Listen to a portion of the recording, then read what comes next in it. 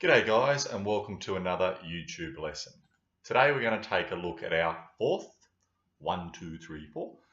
fourth business function and our last topic of the Year 12 HSC course, marketing. Now we're going to look at the syllabus today, and you should already know now there are two main parts to the syllabus that we see throughout the prelim and HSC course. We need to make sure that we explicitly, as teachers and you as students, understand the students learn about. That's the stuff that the textbooks tend to delve into. What the textbooks don't look at so well is the students learn to. The students learn to is the second part of the syllabus, and that is where students get taught about, the students learn about, and at the end of the topic, you should be able to do it. That's why it's called the students learn to.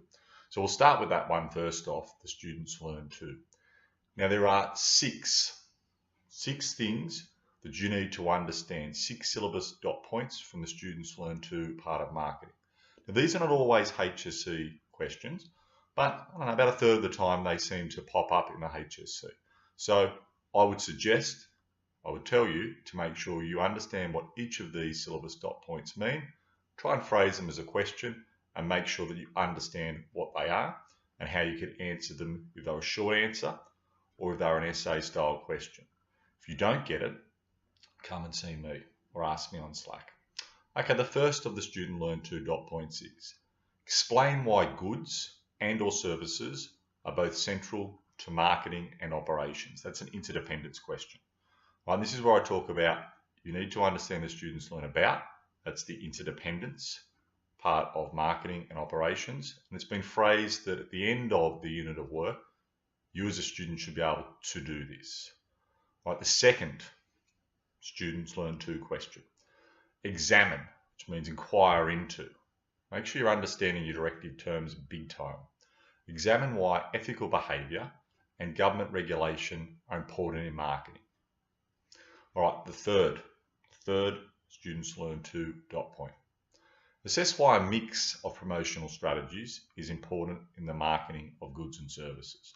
We talk about the promotional mix. That means the range of different promotional strategies, not just advertising, but relationship marketing, publicity, word of mouth, etc., etc. Why is that important? All right, the fourth students learn to evaluate with the pros and the cons and user criteria, evaluate the marketing strategies for a good or service. Right, the second last students learn to dot point. Analyze a marketing plan for a business. So you need to understand that the processes is that marketing plan. You will have been explicitly, which means in detail, be taught the processes and that it is the marketing plan. So you need to analyze a marketing plan for a particular business. Qantas, Crumpler, Macca's, iPhone, etc., Apple, and so on. Last one for the students learn to. Explain how globalization has affected marketing management. So basically, how is globalization as an influence, how has it impacted upon marketing and the greater business as well? All right, now as I said, make sure you understand, you yourself, this is your onus, it's up to you. Make sure you understand what each of those are. Because either way, us as teachers, me, head teacher, still get paid $118,000 a year plus on costs, whether you pass or not. We want you to do well, but it's your onus to make sure you sit down, you look at those 6 dot points, and you make sure you understand them. If you don't, come and see me, I'll explain it to you. All right, now this is the stuff of the textbook the students learn about. There are, as always, except for HR, how many different parts for a business function? How many sections do we look at? If you said 4, well done. HR, for some reason, has a 5th one, the effectiveness of HR management. In theory, they should all have the effectiveness, I think, but they make up the syllabus. So you make sure you understand what are the 4 different parts, subtopics, the sections of marketing. The first one is the role of marketing. Its job, what is it there to do? The second sub topic, subsection of marketing is influences on marketing. How is marketing impacted? So that's the theme that runs through all of those syllabus dot points. How they influenced, impacted, and so on. The second last of the subtopics, the subsections, is marketing processes. Remember, a process is a set of steps that operations, or in this instance, the marketing team, go through these set of steps, procedures, that they go through in their day-to-day job. And the last one, I don't want to say the most important, because kids tend to just study strategies.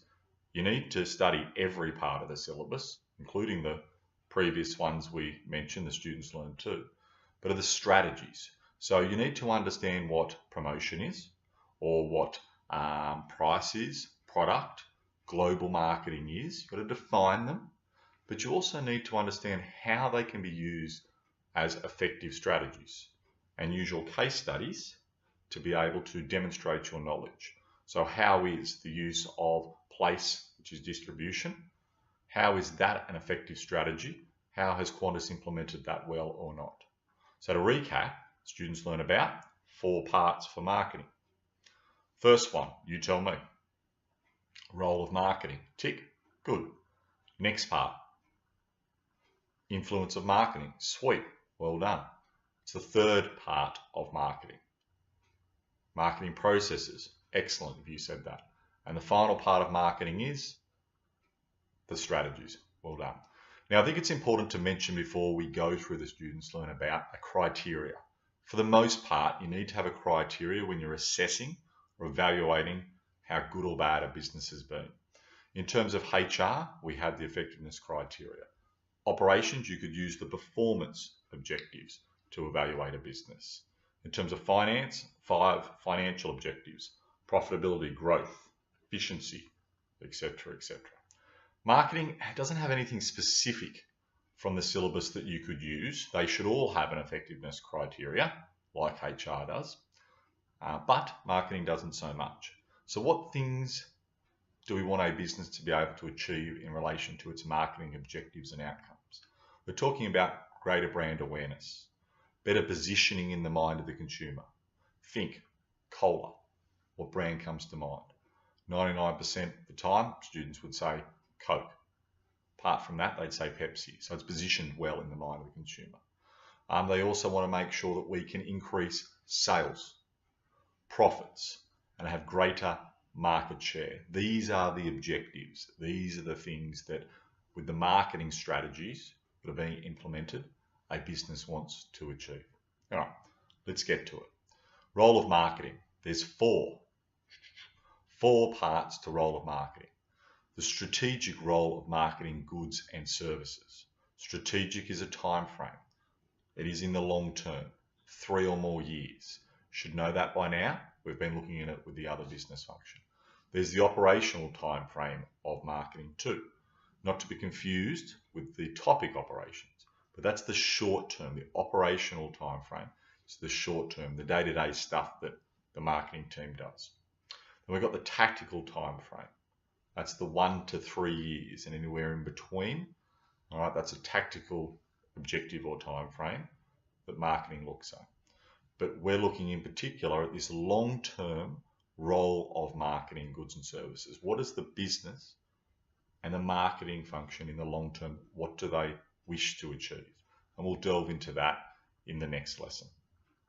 As always, by now, you can probably guess the next dot point. If you can't, there's some serious issues, and I think it might be time to reassess whether you stick with business. It's the interdependence with other key business functions. There are 4 business functions: operations, HR, finance, and the marketing. How do these 4 work with each other? How do they coordinate in the Year 11 course? How do they coordinate these key business functions? How they gel together? They're reliant upon each other. Then we take a look, still under the role of marketing, at the production, selling, and marketing approaches, all in that time frame. Production's super old school. You make a good product, it sells itself. Then we have in the 60s and so on, the 50s, 60s, 70s, this selling approach to marketing, whereby you make a product, that itself won't sell the product. You need mass marketing, advertising, to essentially sell that product to the consumer. The more recent approach to marketing, not surprisingly, is called the marketing approach. And it's flipping that selling approach on its head.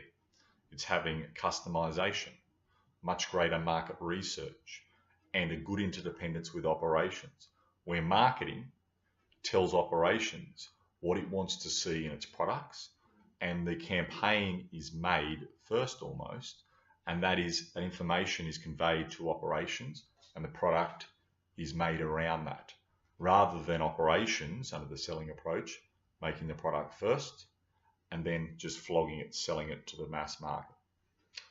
Right, then we take a look at the types of market, and there's two parts to that.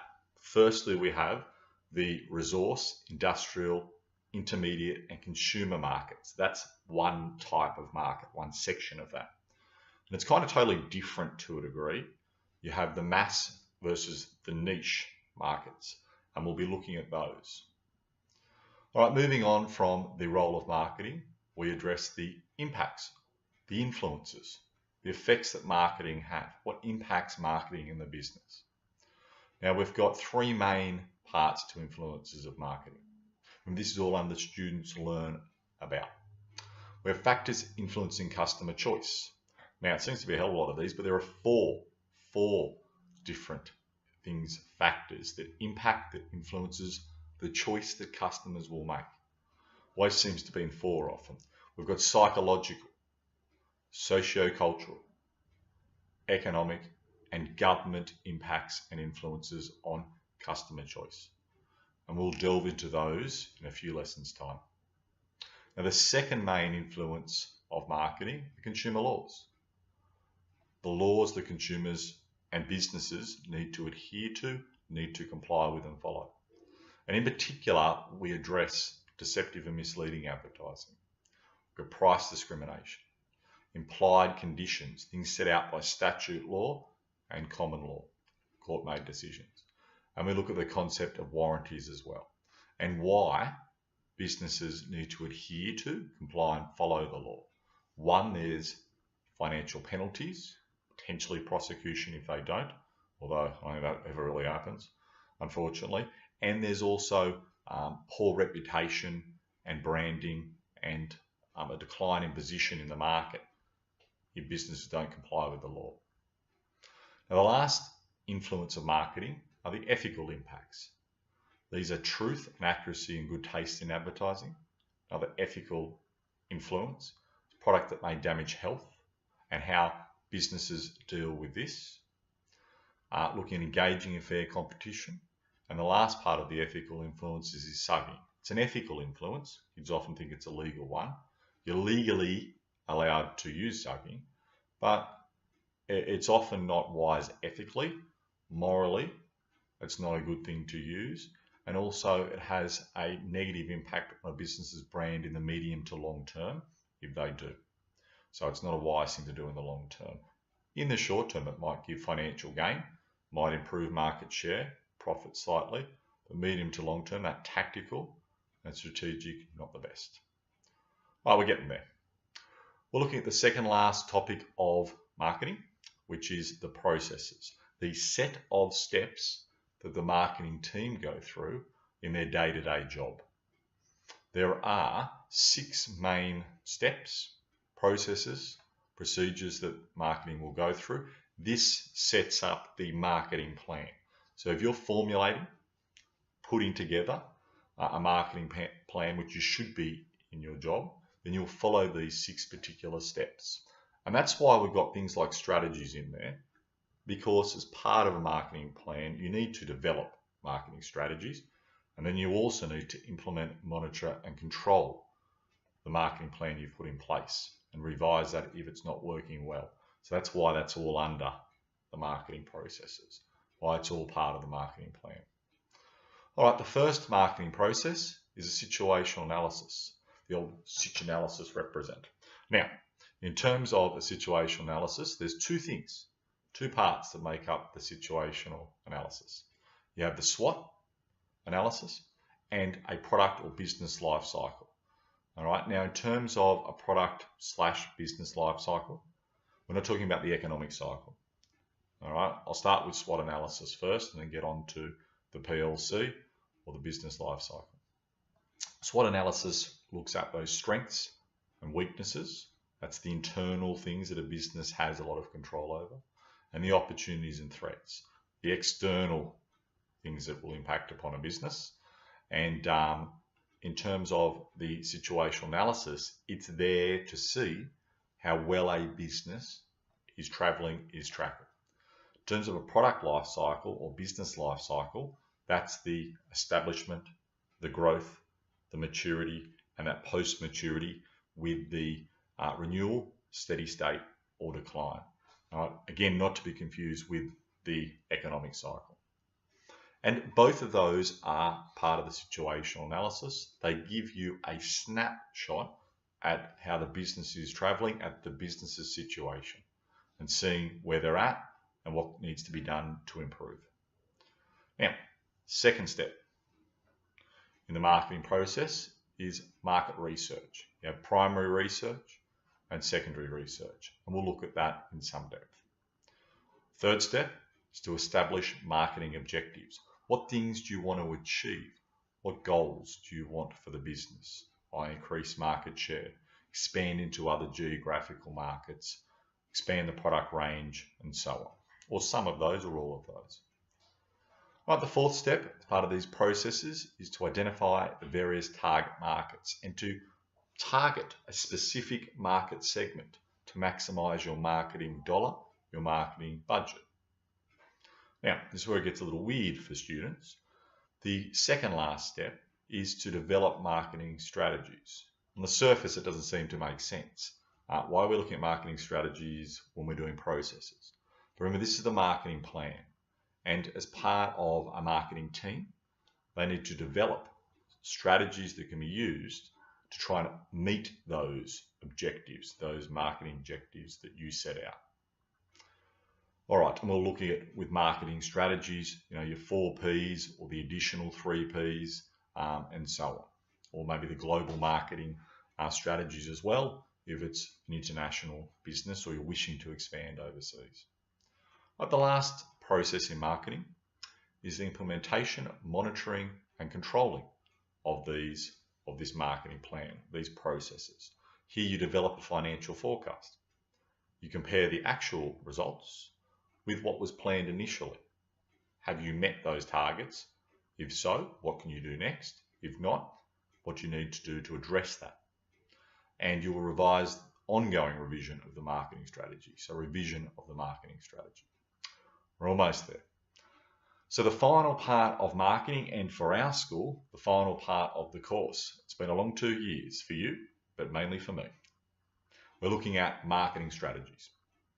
We're taking a look at market segmentation, where you have that mass market that you've learned about already, and you're dividing that into the various market segments, like a pie graph.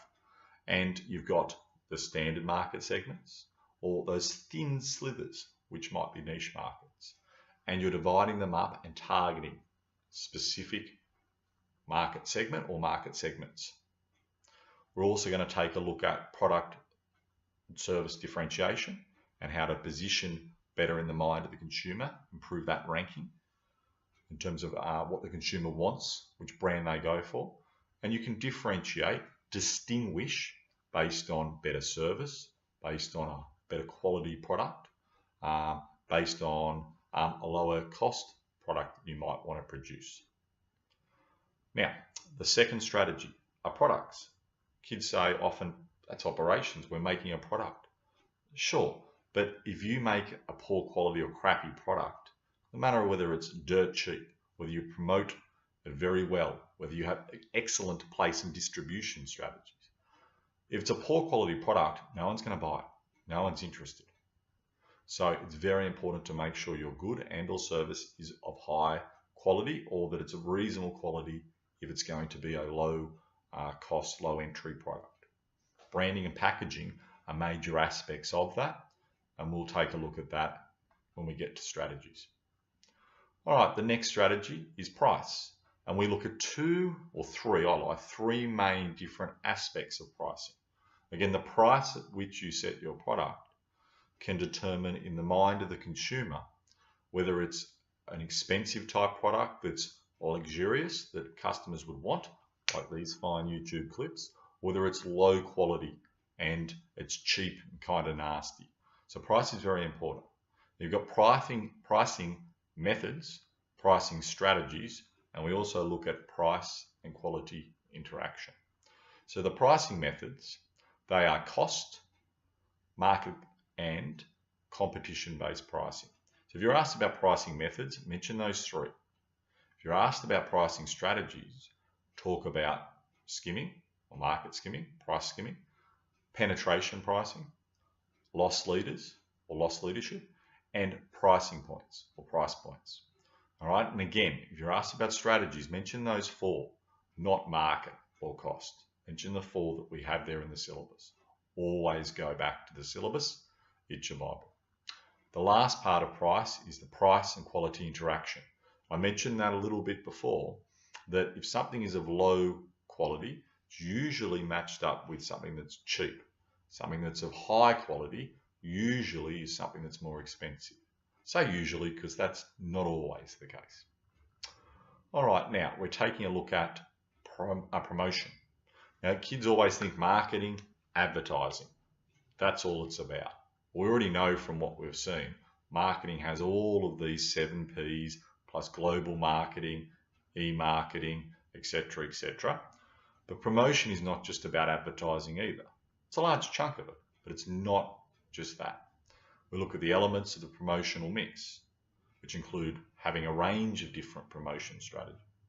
Advertising is one, it's important, but it's not the only one. We have personal selling, relationship marketing, sales promotion, publicity and public relations. We also look at the communications process as a form of promotion. And we look at opinion leaders and also the concept of word of mouth. Very important with social media and other outlets these days, like the Facebook and stuff. All right, we'll also take a look here at place and distribution as a strategy. And we look at, and place kids often think still, location of the shop. Not really. It's better to have distribution as your strategy. But it doesn't sound so good, the 3 Ps and distribution. So we look at the distribution channels. Might be producer these days directly to consumer, as opposed to old school where we had producer to wholesaler to retailer to consumer. There's good and bad things about all these different distribution channels, but we'll look at the pros and the cons, and you might need to recommend one, select one depending on the question, or discuss a directive term. What are the pros and what are the cons? All right. Under place distribution, there's the channel choice. Do you want it everywhere? It's intensive, like selling Coke. You know, you've got it in the vending machines in lots of different shops. Or do you want an exclusive, like Tesla cars, where it's sold in very few locations? It creates a prestigious brand name. Or in between, it's selective. And this might sound funny as a strategy. We look at physical distribution issues and more how to overcome them. Which aspects of transport do you pick? Warehousing, you know, we use AWT, automatic warehousing technologies. Inventory, just in case or just in time. So physical distribution issues and transport, warehousing and inventory. That's also part of place. So none of this is really with the physical location really. All right, now, you've not heard of this too much, but we're going to look at the other 3 Ps, the service-based Ps. The people, the process, and the physical evidence. So we delve into why these are very important, and especially in relation to the service-based industries. We're almost there. We take a look at e-marketing, which is still part of the domestic marketing strategy, although it can be a bit global. And we take a look at the benefits of that.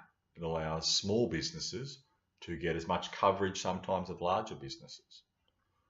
And the last part, with all of these strategies in every different business function, is global, and in this case, global marketing. And we'll look at global branding. What's the benefits of that? How's that an effective strategy? Standardization versus customization. Do you use more standardization with your products or have a greater customization for each different geographical market, or a mixture of the two, as lots of businesses have. Global pricing, again, is it standard pricing across the globe, or depending on whether it's a developed, rich, or developing nation, do you have different pricing methods for each country? And we'll look at this concept of competitive positioning. All right, guys, thanks for listening, and see you next time. Goodbye.